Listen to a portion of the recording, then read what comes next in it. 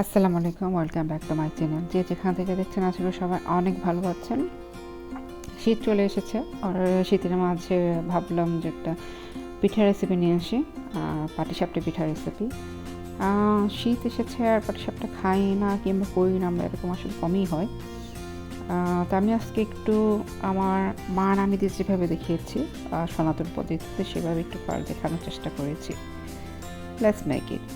তো এর জন্য আমি এখানে প্রথমে ফ্যাট মিল্ক নিয়ে নিচ্ছি। আমাদের এখানে যখন 3% ফ্যাট মিল্ক বলে, তো এটা আসলে যেহেতু আমরা খিরসা বানাবো তো অবশ্যই আপনি মেক শিওর করবেন যেন এটা ফুল ফ্যাট মিল্ক হয়। এবং আপনারা দেখতে পাচ্ছেন এটা আমি মাঝে মাঝে আসলে নেড়ে দিচ্ছিলাম, এবং যখন এটা নাকি সর হচ্ছিল, আমরা যেটাকে সর বলি বাংলায়, হিন্দিতে বলে মালাই মেবি, তো সেগুলোকে আমি একটু নেড়ে চেড়ে মিশিয়ে দিচ্ছিলাম আবার দুধের সাথে। জালটা মিডিয়াম হিটে ছিল, আর প্রথম দিকে আসলে আমি জাস্ট মাঝে মাঝে নেড়ে দিচ্ছিলাম, এবং যখন নাকি কমে আসলো, আপনারা দেখতে পাচ্ছেন অনেকটা কমে এসেছে দুধ, তো ঘন হয়ে এসেছে, তখন আসলে আমি এখন নাড়াচাড়া বেশি করব।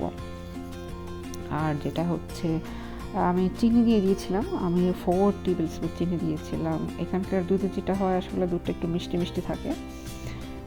এই জিনিসটা পড়লে আমরা দেখতে পারি যে সুগার একটা লো পরিমাণ কোয়ান্টিটি থাকে। তো আমি চিনিটা চেক করে নিয়েছিলাম। আমি বাসায় যেহেতু চিনি কম খাই সেজন্য আর চিনি দিলাম না। আর মিষ্টিটা আসলে টোটালি অপশনাল।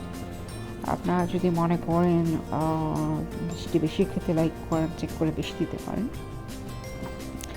আমি এটাকে এখন আস্তে আস্তে ঘন করে নিচ্ছি। না, এটাতে আসলে আমি কোনো চালের গুঁড়া ইউজ করছি না, কোনো শর্টকাট ওয়ে ইউজ করিনি। আমি আসলে আমার আম্মু যেভাবে করতো সেভাবেই করেছি। তো আমার খিসাটা রেডি। এখন আমি চলে গিয়েছিলাম যে মানে কি বলে এটাকে, যে ব্যাটার, সরি কথা বলতে ভুলে গিয়েছি, যে পাটিসাপটার যে ব্যাটার সেটা আমরা করি, সেটা আমি তৈরি করে নিব। তো যেটা বলছিলাম, আম্মু আসলে এভাবে করতো।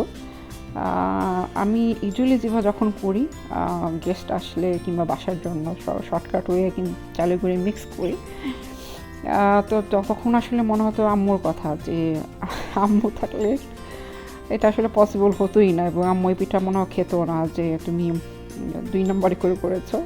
সরি, আর 2 নম্বরই বলা হয়তো ঠিক হয় নাই, কিন্তু আমার মার কথা ছিল যে যেটা উনি ওনার মার কাছে দেখেছে, মানে এভাবেই করবা, মানে খিরসা পিওর, একদম গুঁড়ো দুধ দিয়ে, মানে গরুর দুধ দিয়ে, খাঁটি দুধ দিয়ে।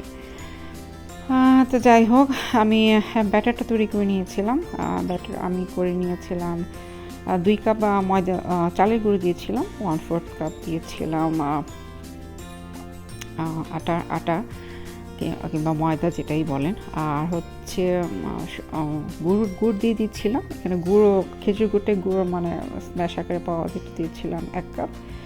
অল্প একটু পরিমাণ চিনি দিয়েছিলাম, আর দিয়েছিলাম আমি এখানে মিল্ক আর পানি দুটো ইউজ করেছি, মিল্কের পরিমাণটা বেশি ছিল। তো আমার ব্যাটারটা আপনারা দেখতে পেয়েছেন, এটা আসলে খুব বেশি মানে কি বলে, ঘন হবে না, আবার পাতলাও হবে না। এখন চলে আসলাম পিঠা বানাতে। তো আমি আসলে পিঠার জন্য যেটা করি, টোটালি একটা প্যান আলাদা রাখি, কারণ এটা ছালে জিনিস করি না।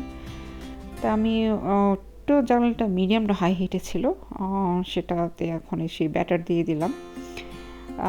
দিয়ে আমি এখন এটাকে আসলে নেড়ে চেড়ে নিচ্ছি। আপনার মানে পাটিসাপটার যে আমরা মানে যেটা নাকি বানাই আর কি, পেস্টটা, সেটা আমি এখন বানিয়ে নিচ্ছি। তা আপনারা দেখতে পেলেন আমি সেই পুরটা এখন দিয়ে দিব, কিন্তু পুর দেওয়ার আগে আমরা যেটা ওয়েট করব, যেটা হাফ ডান হয়, তো জালটা কমিয়ে দিয়েছিলাম, এবং যখন হাফ ডান হয়ে আসলো, মানে পাটিসাপটার যে বেসটা, সেটা তখন আমি আপনারা দেখতে পাচ্ছেন, তখন আসলে পুরটা দিয়ে দিতে হয়। তো দিয়ে এখন আমি এটাকে পাটিসাপটা আকারে গড়ে নিব। আর হচ্ছে পিঠা আসলে আমরা যেই পিঠাই বানাই, এটা আসলে বেশ ট্রিকি আমার কাছে মনে হয়, যে মানে এন্ড রেজাল্ট না পর্যন্ত আসলে বলা যায় না যে আজকে পিঠা ভালো হচ্ছে না খারাপ হচ্ছে। এটা আসলে মানে একদম পিঠা না শেষ পর্যন্ত আসলে বলা যায় না। এটা হচ্ছে একদম বিগিনিং একটা পিঠা ছিল, আমি নিজেও একটু স্ক্যার ছিলাম যা ঠিকঠাকভাবে হয় কিনা। সব কিছু ঠিকভাবেই করি, তারপরে একটু মনে হয় যে ঠিকভাবে হচ্ছে কিনা। তো আলহামদুলিল্লাহ আপনারা দেখতে পেলেন চারপাশে একদম পারফেক্টলিভাবে ডান। তা আমি এখন এটাকে তুলে নিচ্ছি। আর এর মাঝে বলতে চাই, যারা সময় করে আমার ভিডিও দেখছেন সবাইকে অসংখ্য ধন্যবাদ। এবং এখন তো আসলে সময়টাই খুব মূল্যবান, সবাই আমরা সময় পিছিয়ে পাচ্ছি, তো সবাইকে অসংখ্য অসংখ্য ধন্যবাদ আমার ভিডিও দেখার জন্য। এটা আমি আরেকটা একটু ডিফারেন্ট ওয়ে দেখালাম। যদি আপনি মনে করেন যেভাবে রাউন্ড শেপ করতে আপনার অসুবিধা হচ্ছে, আমি জাস্ট একটু দেখাই দিলাম আপনাকে দোসা স্টাইল এইভাবে করতে পারেন। জাস্ট আমি ডালের যে চামচ সেটাতে ব্যাটারটা নিয়ে এলাম, নিয়ে জাস্ট একটু এইভাবে দিয়ে দিলাম দোসার মতো করে। আশা করি আপনারা দেখতে পেরেছেন। তো এখন দিয়ে দিলাম খিসা দিয়ে আমি একটু ওয়েট করব, এবং এখন এটাকে আমি পাটিসাপটার আকারে করে নিব। আমার মাঝে মাঝে খুব জানতে ইচ্ছা করে যে এটার নাম পাটিসাপটা কেন হলো। পাটিসাপটা আমি জানি না আসলে, এটা আমরা পাটির মতো গিয়ে বলে মানে রোল করে দিচ্ছি অ্যাকচুয়ালি কি।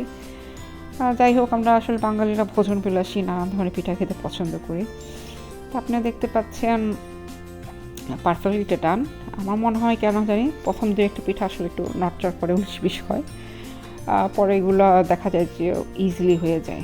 আমার পার্সোনাল এক্সপিরিয়েন্স থেকে বলছি, জানি না আপনাদের একই এক্সপিরিয়েন্স কিনা। তো একইভাবে আমি সবগুলো পিঠা এখন করে নেব। তো আশা করি আজকের আমার রেসিপি আপনাদের ভালো লেগেছে। ভালো লাগলে please do comments below, like করবেন, শেয়ার করবেন, আর কেমন হয়েছে জানাবেন। কী ধরনের রেসিপি দেখতে চান সেটাও জানাবেন। প্রথমটা একটু রং ঠং করছিল, পরে এগুলো আলহামদুলিল্লাহ একদম স্মুথলি হয়ে গেল। তো তৈরি হয়ে গেলো শীতের পিঠা পাটিসাপটা। আশা করি আজকের রেসিপি কিন্তু ভালো লেগেছে। যে যেখান থেকে দেখছেন সবাই অনেক অনেক ভালো থাকেন। আমি জাস্ট একটু কেটে দেখালাম ভেতরে খিসার পুরটা, এবং সবটাই আপনি যখন আসলে দুধ দিয়ে করবেন অন্যরকম টেস্ট, অন্যরকম মজা আসলে। অনেকে আমি আছি জানি আমরা করি, আবার শর্টকাটের সময় আমরা অনেক সময় চালনি গুঁড়ি ইউজ করি। তো যেটা বলছিলাম, যে যেখান থেকে দেখছেন সবাই অনেক অনেক ভালো থাকেন। আমার জন্য দোয়া রাখবেন, আপনার জন্য দোয়া রইল। আল্লাহ হাফেজ।